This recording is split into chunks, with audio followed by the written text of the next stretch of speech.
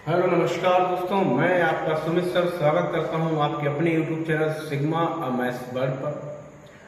आज की वीडियो हम लोग लाए हैं अभी जो हाल में ही 14 मई को यूपी पीसीएस का एग्ज़ाम कंडक्ट किया गया, उसमें पीसीएस के प्री में जो मैथ्स के क्वेश्चन पूछे गए हैं उससे संबंधित आज हम लोग इस वीडियो में कुछ क्वेश्चंस करेंगे। इसके बाद वाला जो वीडियो आएगा उसमें उस पीसीएस एग्जाम के मैथमेटिक्स के कुछ क्वेश्चंस को हम लोग सोल्यूशन आपको देंगे।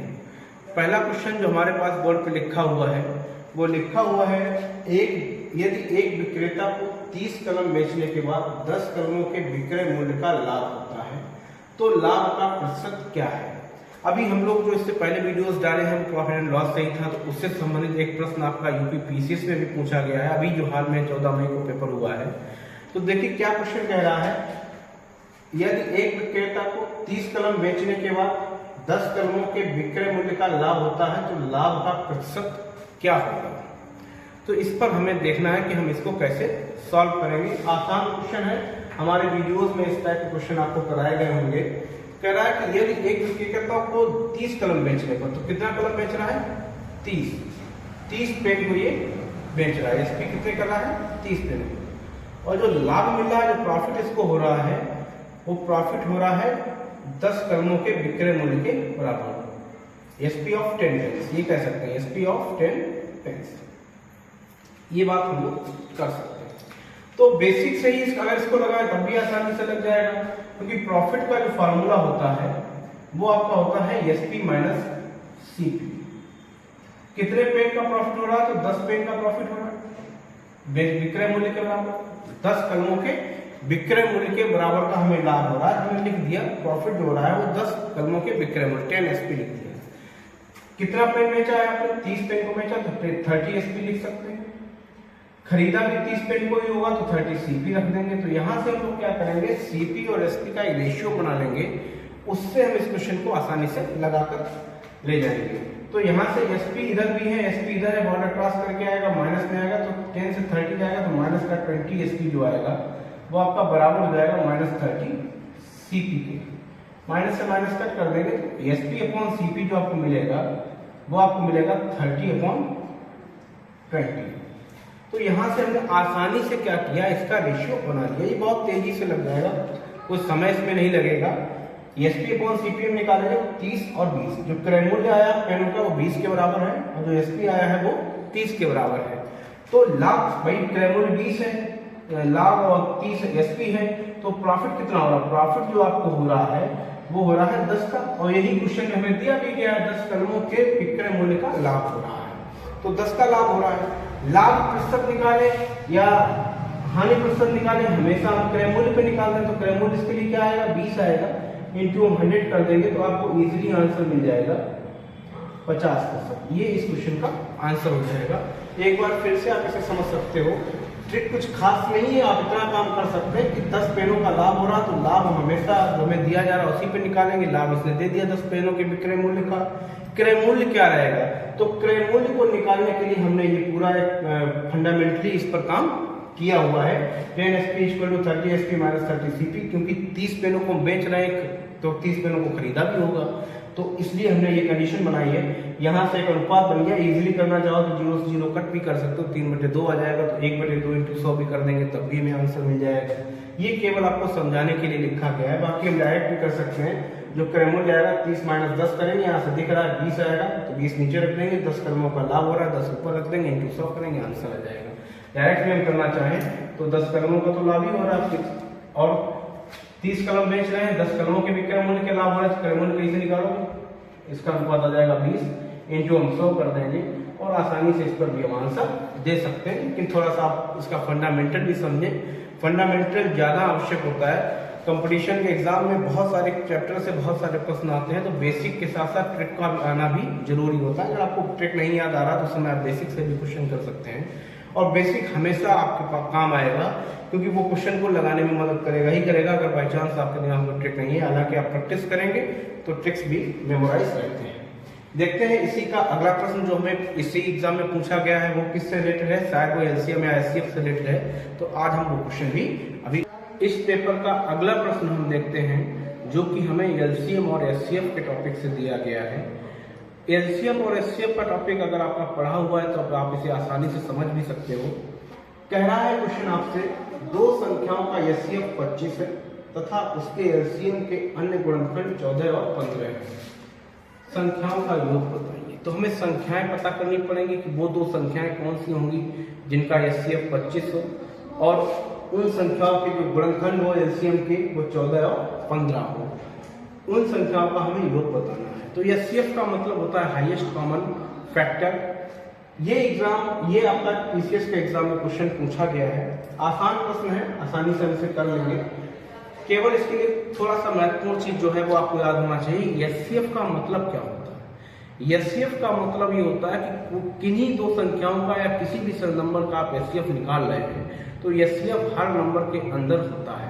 जैसे अगर हम बात करें 15 और 10 की, 15 और 10 हमने दो नंबर ले लिए बेटा, एक 15 ले लिया और एक 10 ले लिया। अगर हम इनके एचसीएफ की बात करें तो एचसीएफ हमें क्या मिलेगा? एचसीएफ इसका हमें मिल जाएगा 5। क्या मतलब हुआ? क्योंकि 5 जो है वो इसके पास भी है और 5 इसके पास भी है। बस इतनी सी बात अगर आपको याद रहेगी तो ये क्वेश्चन आपके लिए सामान्य हो जाएगा, नहीं तो आपके लिए समस्या हो जाएगी। एचसीएफ क्या होता है? अगर 15 और 10 हमने दो नंबर कोई ले लिए हैं और हम पूछें इसका एचसीएफ क्या होगा तो एचसीएफ 5 होगा। 5 की कंडीशन क्या रहेगी? 5 15 के अंदर भी है और 5 10 के अंदर भी है। या ये भी कह सकते हैं एचसीएफ एक ऐसी संख्या होती है जो क्या करती है, दिए गए नंबर को पूर्णतः विभाजित कर देती है, कंप्लीटली डिविजिबल करती है गिवन नंबर्स को। एलसीएम क्या होता है? एलसीएम एक ऐसा कॉम्बिनेशन होता है या ऐसा मल्टीपल होता है जो दिए गए नंबरों से कंप्लीटली डिविजिबल हो जाता है। अब यहाँ पर इस क्वेश्चन को थोड़ा ट्रिक से लगा दें, आसानी से लग जाएगा। उसने कहा दो संख्याओं का एचसीएफ 25 है, उसके एलसीएम के अन्य गुणनखंड। तो एलसीएम के जो दो गुणनखंड हमें दिए गए हैं, एक 14 दिया गया है और एक गुणनखंड आपको 15 दिया गया है। तो संख्याएं हम इजीली निकाल सकते हैं। क्या कर सकते हैं? हम क्या करेंगे, एचसीएफ तो इसके साथ भी रहा होगा 14 के साथ भी और एचसीएफ इसके साथ भी रहेगा। अभी हमने आपको बताया है क्योंकि 5 तो 15 के साथ भी होगा और 5 हमारा 10 के भी साथ होगा।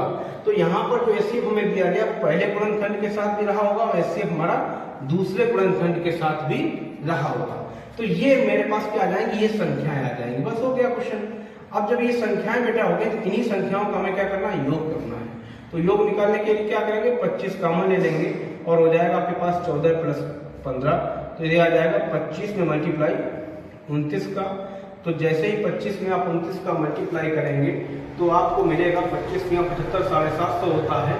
तो 750 तो हो नहीं सकता आंसर, 750 से कुछ कम होगा। 750 से कम हमें दिया गया 725 और 700, 5 में 45, यूनिट डिजिट 5 आएगा तो 725 मल्टीप्लाई इसका आना चाहिए।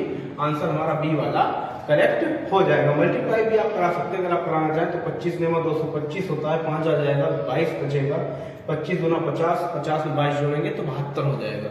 आप इस तरीके से भी करा सकते हैं, बाकी इजिली भी कैलकुलेट कर सकते हैं। हमने यहाँ डायरेक्ट 30 का मल्टीप्लाई किया तो 750 हो जाएगा। 30 से ये कम दिया गया है तो इसका मतलब 750 से प्रोडक्ट कम ही आना चाहिए। तो 750 से कम प्रोडक्ट ये दिया गया 725 और 700। इकाई के अंक जो आएंगे, यहाँ 9 है, यहाँ 5 के मल्टीप्लाई में 5 आना चाहिए तो 700 नहीं आंसर हो सकता, ये आपका आंसर हो जाएगा। इस तरीके से भी आप लगा सकते हैं अगर कैलकुलेशन बड़ी दी जा रही है। सामान्य कैलकुलेशन है तो आप इजीली मल्टीप्लाई करिए और आंसर दे सकते हैं। इसका बड़ा आसानी से आंसर आप निकाल लेंगे।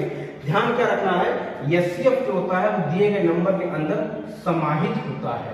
जैसे ही अगर आप नंबर्स को ब्रेक करेंगे तो एचसीएफ आपका अलग हो जाएगा। तो यहाँ से ये आपको ध्यान रखना है कि किसी भी संख्या में एचसीएफ छिपा हुआ होता है।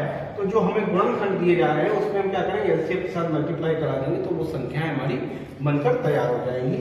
और जो संख्याएं आपकी बनेंगी तो उनको अगर आप सॉल्व करेंगे तो एचसीएफ उनका 25 ही आएगा और फैक्टर आपके 14-15 आ जाएंगे। जो गुणनखंड आएंगे 14 और 15 आ जाएंगे। देखते हैं एलसीएम और एचसीएफ से ही संबंधित इन्होंने एक प्रश्न और भी पूछा है, उसको देखते हैं। इसी पेपर का अगला प्रश्न जो है वो भी एलसीएम एचसीएफ से लिया गया है और जो प्रश्न है वो आपके सामने है। ये दो बहुपदों के एलसीएम और एचसीएफ क्रमशः x+1 in the bracket another bracket x² + 6x + 8 तथा x+1 है और उनमें से एक बहुपद x² + 5x + 4 हो तो दूसरा बहुपद क्या होगा, ये क्वेश्चन हमारा कहेगा। तो एलसीएम एचसीएफ जिन्होंने पढ़ा है उनके सामने एक फंडामेंटल होता है, उससे आप समझ सकते हैं दो संख्याओं का जो गुणनफल होता है, एलसीएम एचसीएफ का बेसिक फंडामेंटल है, दो संख्याओं का जो गुणनफल होता है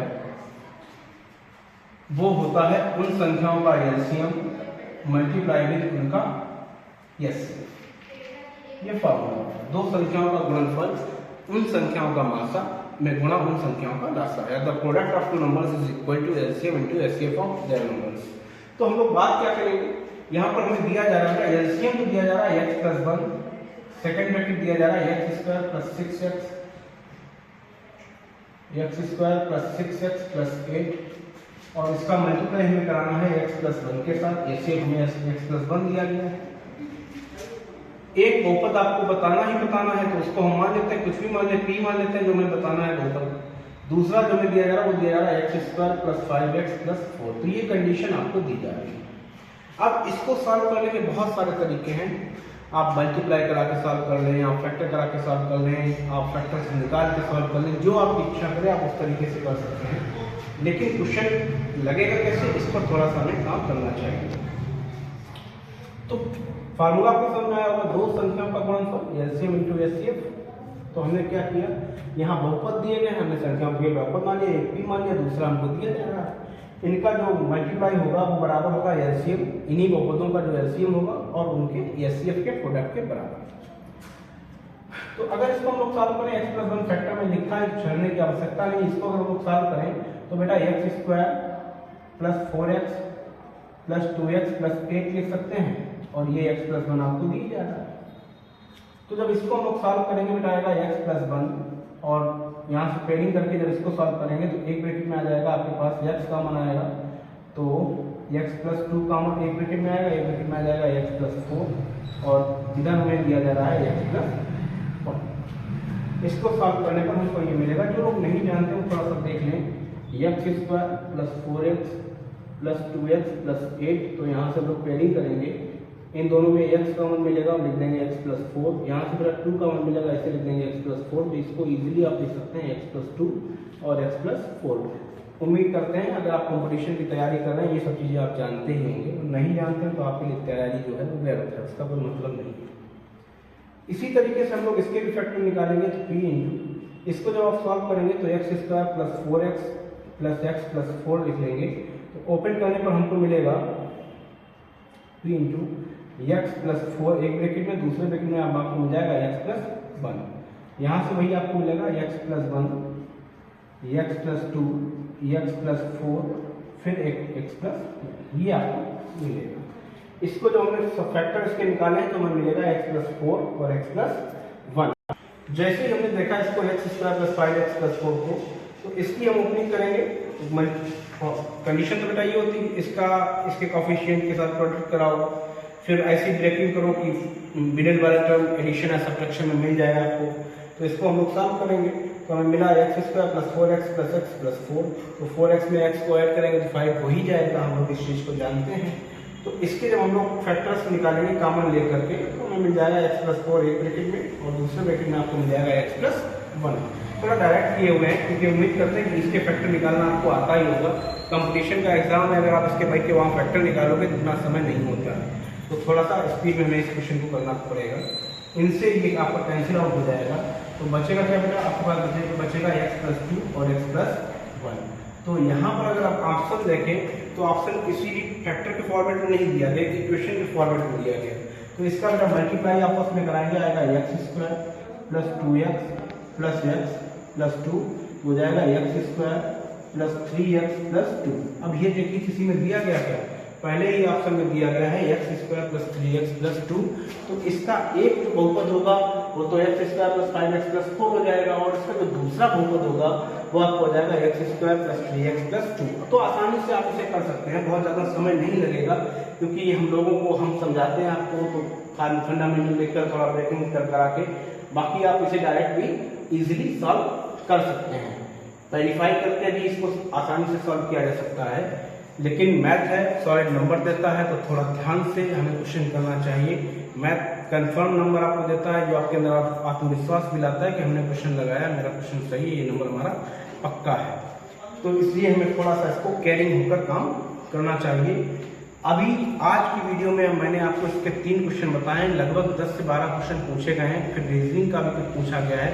तो जो भी पीसीएस के एग्जाम में मैथ का पोर्शन आया हुआ है वो सारा का सारा पोर्शन मैं आपको 2 से 3 वीडियो में कवर करूंगा। वीडियो लंबा हो जाएगा, इसलिए मैंने यही 3 क्वेश्चन अभी आज आपको सॉल्व करके दिए हैं। मेरा तरीका होगा, अगला मैं आपको जो है उसमें जो ज्योमेट्री या मेंसुरेशन से रिलेटेड जो क्वेश्चन दिए गए मैं उनका वीडियो आपको कल प्रोवाइड कराऊंगा। इससे आप आसानी से पढ़कर इन टाइप के क्वेश्चन को तैयार कर सकते हैं और पीसीएस के एग्जाम में जो पूछे जा रहे हैं आप उसके आंसर को भी अपने जिन्होंने दिया है वो चेकआउट कर सकते हैं, और जो करना चाहते हैं तो वो थोड़ा सा ये समझ सकते हैं कि किस स्टैंडर्ड पर क्या पूछा जा रहा है, ये भी हम इससे सीख सकते हैं। उम्मीद करते हैं आपको मेरा वीडियो ये पसंद आए।